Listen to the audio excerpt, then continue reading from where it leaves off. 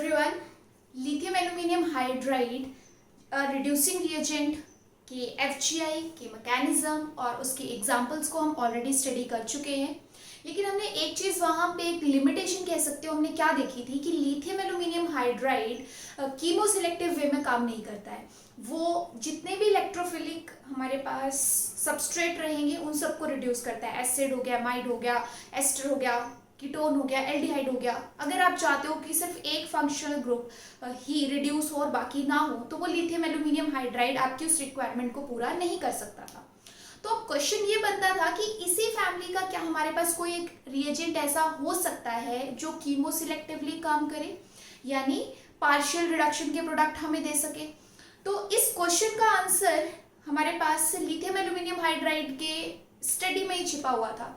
वो इतनी ज्यादा कंप्लीट रिडक्शन क्यों कर रहा है, वो सबके साथ रिएक्टिव क्यों है, क्योंकि उसके पास हाइड्राइड काफी रहते हैं। अगर लिथियम एल्यूमिनियम हाइड्राइड जो है वो सबको कंप्लीट रिड्यूस कर रहा है तो उसकी वजह यही थी कि उसके पास हाइड्राइड काफी थे।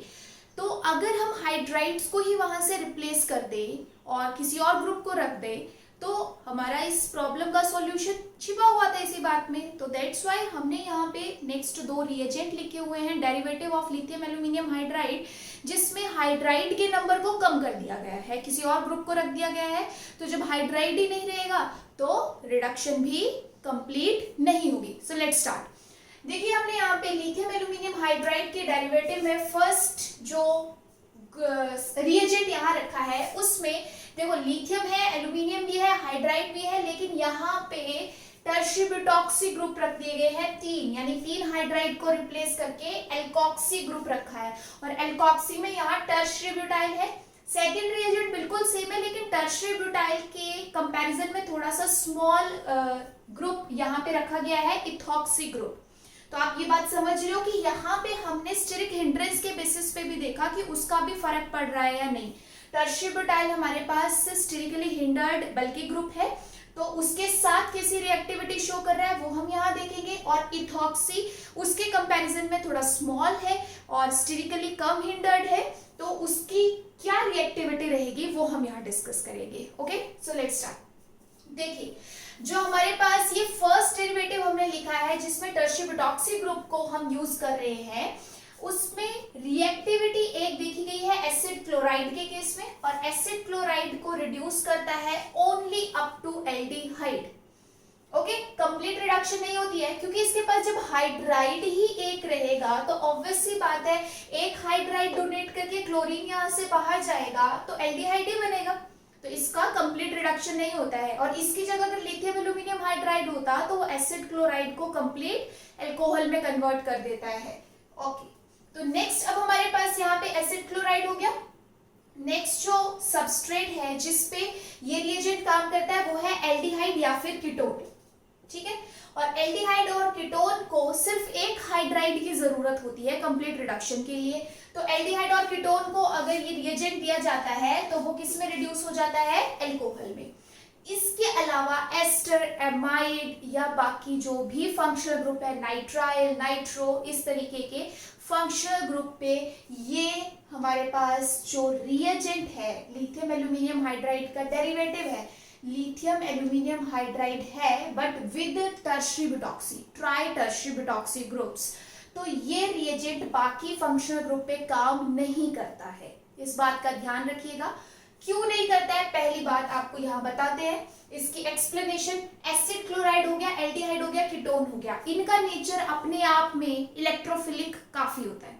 अगर ये ज्यादा इलेक्ट्रोफिलिक है, वजह आपको नजर आ ही रही है, कार्बोनल सिस्टम है, इस पे पार्शियल पॉजिटिव पार्शियल नेगेटिव, साथ में अगर क्लोरीन भी रहेगा तो उसका माइनस आई इफेक्ट भी रहेगा ड्यू टू इट्स इलेक्ट्रोनेगेटिविटी।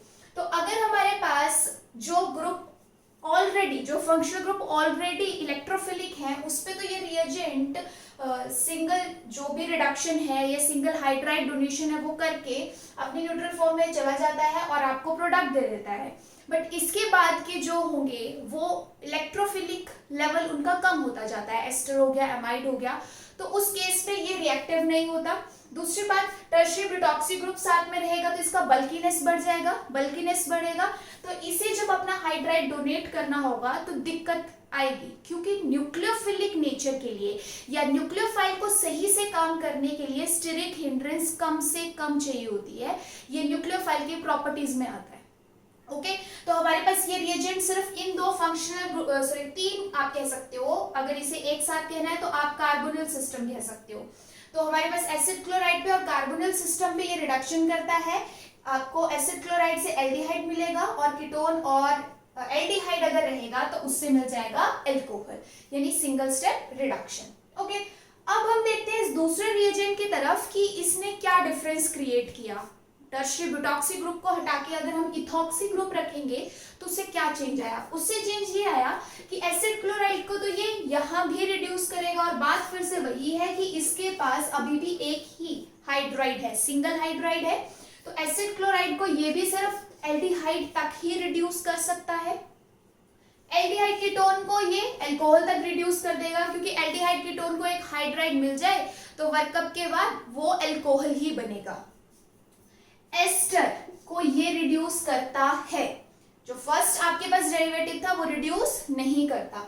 ये एस्टर को रिड्यूस करता है but only up to aldehyde. तो आपने जब लिथियम एल्यूमिनियम हाइड्राइड में एस्टर को रिड्यूस कराया था, उसका मैकेनिज्म पढ़ा था, तो आपको समझ अब आ रहा होगा कि एल्डिहाइड तक हम वहां भी करवाते हैं, लेकिन वो एल्डिहाइड तक रिडक्शन रुकती नहीं है, वो फर्दर रिड्यूस होता है अप टू अल्कोहल। लेकिन यहाँ पे फर्स्ट स्टेप होगा, एक हाइड्राइड डोनेट करेगा, एल्डिहाइड पे जाके रिडक्शन रुक जाएगी। अब अगर मैं बात करूं further, that is tertiary amide, जो स्पेसिफिकली यहाँ पे सारे अमाइड्स की बात नहीं कर रही हूँ, टर्शियरी अमाइड के लिए ये रिएक्टिव रहता है। बट यहाँ पे भी आपके पास जो प्रोडक्ट है वो सिर्फ एल्डिहाइड मिलेगा।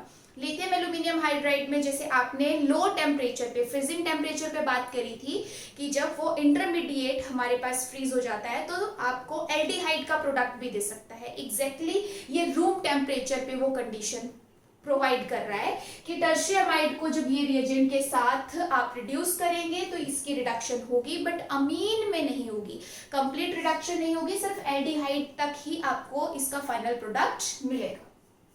नेक्स्ट बात करते हैं हम नाइट्राइल ग्रुप की। तो नाइट्राइल ग्रुप हमारे पास यहाँ रिड्यूस हो रहा है but again only up to aldehyde. अब नेक्स्ट हमारे पास है lactone, that is cyclic ester. Lactone की भी रिडक्शन होगी but only up to lactol, यानी ये भी आपके पास पार्शियल रिडक्शन ही करवाएगा। अब लैक्टोल क्या है आपके पास, नाम से क्लियर हो रहा है कि उसमें अब अल्कोहल आ चुका होगा, यानी जो आपके पास लैक्टोन में, यहाँ जैसे मैं बात करूं, ये आपके पास लैक्टोन है, तो इसे जब सिंगल आप लोग हाइड्राइड डोनेट करेंगे तो सिंगल हाइड्राइड डोनेट करने के बाद यहाँ बन जाएगा OH, यानी इसमें एलिमिनेशन या रिंग ओपनिंग इस तरीके का मैकेनिज्म देखने को नहीं मिलता है। सिंगल हाइड्राइड से आपको मिल जाता है लैक्टोल, तो ये है आपके पास लैक्टोल। सो ये हम FGI सबसे पहले क्यों स्टडी करते हैं, क्योंकि ये सबसे इंपॉर्टेंट पार्ट है रिएजेंट का। आपको सबसे पहले यही पता होना चाहिए कि किस फंक्शनल ग्रुप पे ये रिएजेंट काम करते हैं और काम करके उसे कहाँ तक ले जाते हैं, यानी फंक्शनल ग्रुप इंटरकन्वर्जन में कौन सा फंक्शनल ग्रुप प्रोडक्ट में देखने को मिलता है। तो ये बात आपको अब यहाँ पे क्लियर हो चुकी है कि यहाँ स्टीरिक हिंड्रेंस भी बहुत इंपॉर्टेंट फैक्टर रहेगा न्यूक्लियोफाइल के लिए। तो यहाँ सिर्फ इन फंक्शनल ग्रुप पे काम करेगा, जबकि अगर स्टीरिक हिंड्रेंस कम कर दी जाए, इथॉक्सी ग्रुप रख दिया जाए तो ज्यादा ग्रुप्स पे काम कर रहा है, लेकिन कंप्लीट रिडक्शन नहीं कर रहा, पार्शियल रिडक्शन का ही प्रोडक्ट दे रहा है। अब ये डिफरेंस हम एग्जांपल्स के साथ समझते हैं कि एग्जांपल में अगर किसी एक को लिथियम एल्यूमिनियम हाइड्राइड भी दिया जाए, इथॉक्सी वाला भी दिया जाए और ब्यूटॉक्सी वाला भी दिया जाए, तो क्या प्रोडक्ट मिलेंगे, सेम मिलेंगे या डिफरेंट मिलेंगे। ओके, देखिए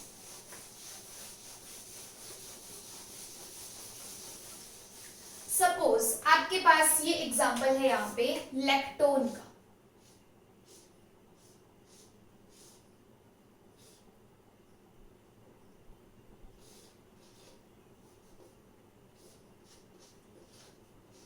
ओके, ये लैक्टोन आपको दिया गया है।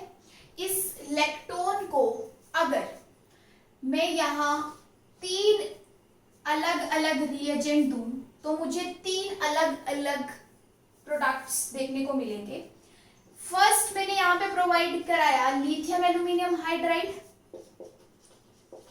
सेकेंड मैंने यहाँ पे दिया lithium aluminium hydride but tertiary butoxy group के साथ, ट्राई टर्शियरी ब्यूटॉक्सी, और यहां पे मैंने दिया lithium aluminium hydride but with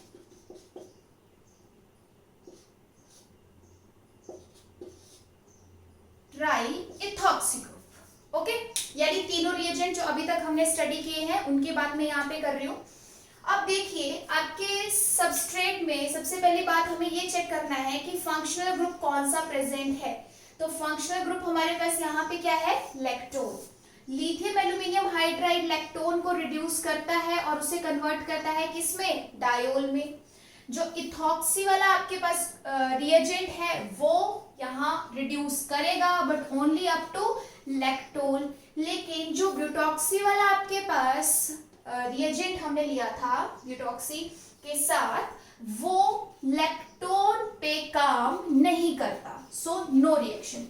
तो देखिए एक ही फैमिली के रिएजेंट्स को हम ले रहे हैं लेकिन अब सबकी जो प्रेफरेंस है या जो सबकी रिएक्टिविटी है वो चेंज हो रही है। तो इस केस में आपके पास कैसे बनेगा डायोल, देखिए ये है हमारे पास चेयर फॉर्म साइक्लोहेक्सेन, तो ये यहाँ पे OH देगा और यहाँ पे बनेगा CH2OH।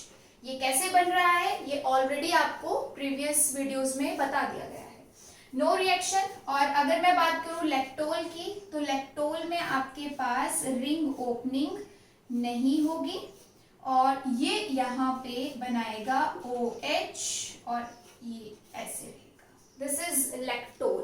ओके, तो यहीं पे हमें समझ आ रहा है कि किस तरीके से अब कीमो सिलेक्टिविटी आ रही है। अगर आप चाहते हो कि कंप्लीट रिडक्शन हो लैक्टोन की तो आप लिथियम एल्यूमिनियम हाइड्राइड यूज करो, अगर आप चाहते हो पार्शियल रिडक्शन हो तो आप इथॉक्सी वाला डेरिवेटिव यूज करो, अगर आप चाहते हो कि लैक्टोन पे रिएक्शन ही ना हो तो आप ब्यूटॉक्सी वाला टर्शियरी ब्यूटॉक्सी वाला रिएजेंट यूज कर सकते हो। तो यही आपके पास कीमो सिलेक्टिविटी कहलाती है। जो ये दो रिएजेंट तो दिखा रहे हैं बट लिथियम एल्यूमिनियम हाइड्राइड वो कीमो सिलेक्टिविटी नहीं दिखाता है। ओके, अब नेक्स्ट हम एक और एग्जांपल के साथ इन रिएजेंट्स को यहाँ पे खत्म कर रहे हैं। देखिए हमने यहाँ पे लिया सपोज टर्शियरी अमाइड, ठीक है।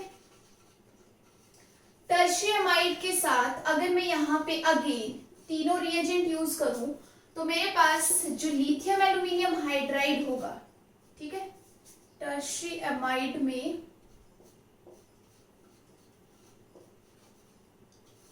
ये एग्जांपल आप रख लो। ओके, अगर लिथियम एल्यूमिनियम हाइड्राइड यूज किया तब जब आपने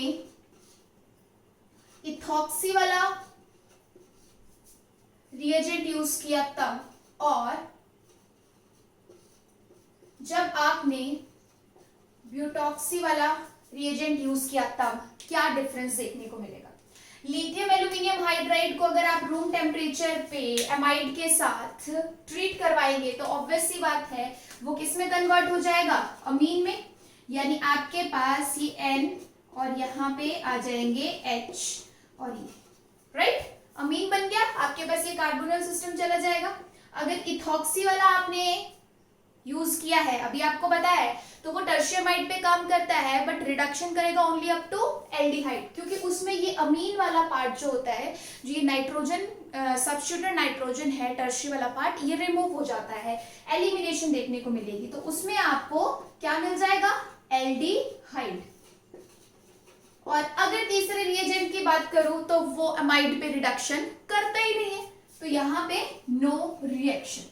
तो इस तरीके से आप तीनों रिएजेंट्स को एक बार स्टडी करके उनके एचजीआईज को लर्न करके यहाँ पे कंपेयर कर सकते हो कि कौन सा रिएजेंट हमारे पास काम कर रहा है, कौन सा पार्शियल रिडक्शन कर रहा है और कौन सा रिएक्शन ही नहीं कर रहा है।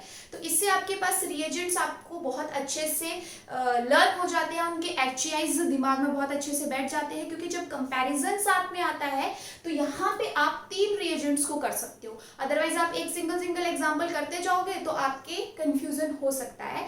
बट जितना ईजी करके यहाँ पे बताया जा रहा है, मुझे नहीं लगता कि 1% भी चांस कहीं भी कंफ्यूजन का रहेगा। सो आप प्रॉपरली इसे फॉलो कीजिए जैसे आपको बताया जा रहा है, नोट्स बनाइए, देन आपको कोई भी कंफ्यूजन नहीं होगा। ओके, नेक्स्ट रिएजेंट की बात करते हैं, that is sodium borohydride. Lithium aluminium hydride और उसके जो भी डेरिवेटिव थे उसके फैमिली के रिएजेंट्स वो हम स्टडी कर चुके हैं। नेक्स्ट हमारे पास यहाँ पे सोडियम बोरोहाइड्राइड और उसके फैमिली के ही बाकी जो रिएजेंट्स हैं या डेरिवेटिव्स हैं वो हम यहाँ स्टडी करेंगे। ओके, सो सोडियम बोरोहाइड्राइड हमारे पास कीमो सिलेक्टिव रिएजेंट है। ओके, इस बात का ध्यान रखिएगा कि हमने अभी जो lithium aluminium hydride previous videos में, प्रीवियस लेक्चर्स में जो हमने स्टडी किया है वो कीमो सिलेक्टिव नहीं था, बट हमारे पास जो सोडियम बोरोहाइड्राइड है वो कीमो सिलेक्टिवली काम करता है। यानी ये कुछ ही फंक्शनल ग्रुप के लिए अपनी प्रेफरेंस शो करेगा। और वो कौन कौन से फंक्शनल ग्रुप हैं देखिए, इमीनियम आयन को ये रिड्यूस करता है up to amine, acid chloride को ये रिड्यूस करता है अप टू अल्कोहल, एल्डिहाइड को रिड्यूस करता है अप टू अल्कोहल, इमीन जिसे आप स्टिफ बेस भी कहते हैं उसे रिड्यूस करता है अप टू अमीन, कीटोन को रिड्यूस करता है अप टू अल्कोहल। और अगर आपके पास किसी सबस्ट्रेट में सिंपल कीटोन भी है और अल्फा बीटा अनसैचुरेटेड कीटोन भी है, ओके, कॉन्जुगेटेड कीटोन भी है और नॉर्मल कीटोन भी है, तो ये नॉर्मल कीटोन के लिए प्रेफरेंस दिखाएगा और जो कॉन्जुगेटेड कीटोन है उसके लिए ये प्रेफरेंस नहीं दिखाएगा, ये कीमो सिलेक्टिविटी नहीं दिखाएगा। तो अब इसके बारे में अगर मैं आपको बताऊं तो सोडियम बोरोहाइड्राइड में क्या फर्क है लिथियम एल्यूमिनियम हाइड्राइड के अगर कंपैरिजन में देखा जाए तो फर्क ये आता है कि वहां पे लिथियम मेटल था और एल्यूमिनियम के हाइड्राइड्स थे वो, और यहाँ पे सोडियम मेटल है और बोरोन के साथ हाइड्राइड है। बट यहाँ भी 4 हाइड्राइड थे, इसका नेचर भी न्यूक्लियोफिलिक था, और यहाँ भी 4 हाइड्राइड है, इसका नेचर भी न्यूक्लियोफिलिक है। तो फिर ये रिएक्टिविटी कम क्यों हो गई? क्योंकि आपने लिथियम एल्यूमिनियम हाइड्राइड में बहुत सारे एफजीआई को स्टडी किया है, लेकिन यहाँ पे अब हमारे पास कम हो चुके हैं। इमीनियम आयन को कर रहा है, एसिड क्लोराइड एल्डिहाइड कीटोन को कर रहा है या इमीन को कर रहा है, बट इसके आगे और कोई फंक्शनल ग्रुप मैंने यहाँ पे नहीं लिखे हैं, ठीक है, एस्टर एमाइड इस तरीके के, क्योंकि ये मेटल इसकी वजह बन रहा है। अगर न्यूक्लियोफिलिक नेचर ही रीजन होता तो वो तो यहाँ भी न्यूक्लियोफिलिक है, यहाँ भी न्यूक्लियोफिलिक है, बट इसके साथ की जो मेटल है जिसके साथ चिलेशन होती है उसका चिलेटिंग पावर भी इंपॉर्टेंट है। और अगर मैं कंपैरिजन करूं तो हमारे पास जो कार्बोनल सिस्टम होते हैं उसके साथ चिलेशन करने के लिए लिथियम बेटर है और सोडियम बेकार है। सोडियम चिलेशन में इंटरेस्टेड नहीं होता है, ठीक है। जैसे आपके पास अगर मैं नॉर्मली यहाँ पे आपको समझाने की कोशिश करूँ तो ये ऑक्सीजन के लोन पेयर है और लिथियम पे क्या रहता है, पॉजिटिव चार्ज वैकेंसी होती है, तो ऑक्सीजन अपने लोन पेयर देके इसके साथ एक तरीके का आप कह सकते हो इंटरेक्शन करता है, जिससे इस कार्बन का जो इलेक्ट्रोफिलिक पावर होता है वो और इंक्रीज हो जाता है, जिससे रिएक्शन बहुत आसानी से प्रोसीड करती है। ओके, लेकिन जो आपके पास सोडियम मेटल है वो इस तरीके की चिलेशन में इंटरेस्टेड नहीं है ऑक्सीजन के साथ, ठीक है। थोड़ा उसका साइज भी बड़ा हो गया है लिथियम के कंपैरिजन में और उसका चिलेटिंग पावर भी बहुत ही कम होता है।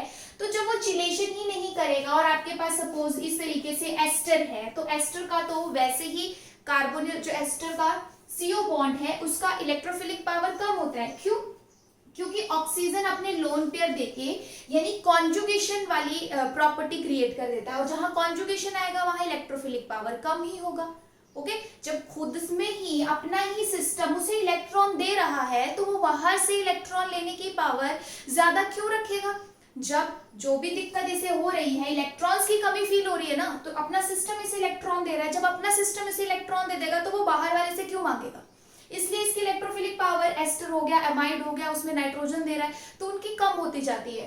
तो इसके लिए हमें क्या चाहिए होता है कि हमारे पास कोई एक ऐसी मेटल रहे रिएजेंट में जो चिलेशन कर सके, चिलेशन करने से क्या होगा, वो ऑक्सीजन से इलेक्ट्रॉन लेगा, ऑक्सीजन कार्बन से इलेक्ट्रॉन लेगा, तो कार्बन का इलेक्ट्रोफिलिक पावर बढ़ जाएगा, जिससे हाइड्राइड का डोनेशन आसान हो जाता है। तो ये बात होगी हमारे पास किस में, लिथियम के केस में। तो लिथियम इस वजह से सबको रिड्यूस कर देता था, बट यहाँ पे सोडियम मेटल जो है वो चिलेशन में इंटरेस्टेड ही नहीं होती है। तो जब वो चिलेशन करेगा ही नहीं सोडियम मेटल इसके साथ, तो इसका इलेक्ट्रोफिलिक पावर तो पहले से ही कम है, और सोडियम मेटल उसकी कोई हेल्प नहीं करेगा, तो फिर उसकी रिडक्शन नहीं होती है। तो ये वजह है आपके पास इसके कीमो सिलेक्टिव बिहेवियर का, जिसमें ये FGI हमने यहाँ पे लिखे हुए हैं, और कंप्लीट रिडक्शन कर रहा है, क्योंकि हाइड्राइड है तो रिडक्शन कंप्लीट कर देगा, उसका दिक्कत नहीं है।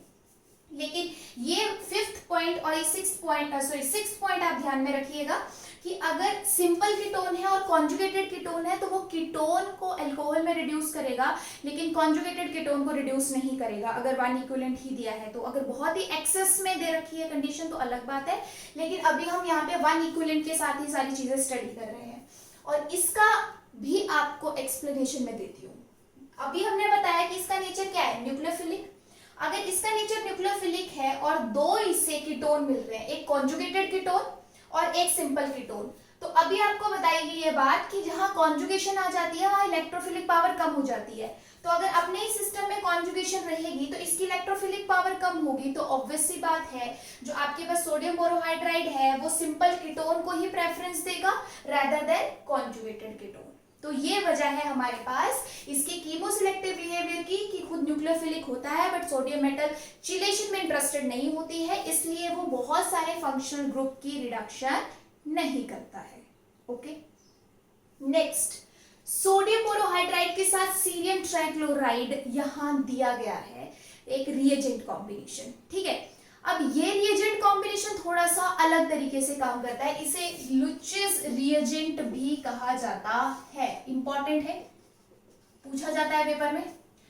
ये रिएजेंट हमारे पास क्यों यूज किया गया, ताकि ये और ज्यादा कीमोसिलेक्टिविटी शो कर सके। अभी तक क्या हो रहा था, सोडियम बोरोहाइड्राइड को अगर एल्डिहाइड मिलेगा तो वो उसे भी अल्कोहल में रिड्यूस करेगा, कीटोन मिलेगा तो वो उसे भी रिड्यूस करेगा, लेकिन ये रिएजेंट स्पेसिफिकली कीटोन को रिड्यूस करता है in the presence of aldehyde.